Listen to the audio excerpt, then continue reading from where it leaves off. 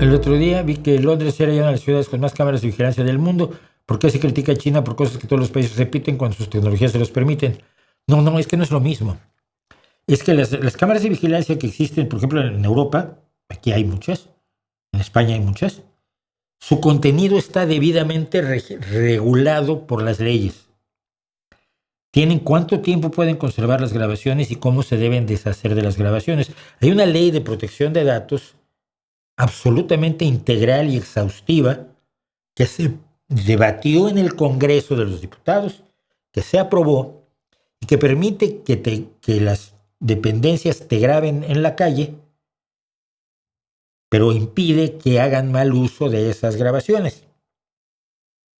Eso no pasa en China. En China el gobierno decide qué cámaras pone y para qué, especialmente con sistemas de reconocimiento facial. ¿Ok? Es decir, te identifican exactamente dónde estás a cada momento de tu vida. No es lo mismo.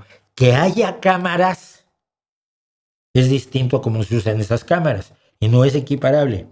Cómo se usan esas cámaras en democracias donde hay un cuerpo legislativo, leyes y posibilidad de actuar en contra de aquellos que hagan mal uso de las grabaciones de las cámaras, y una dictadura absoluta. Es que no puedes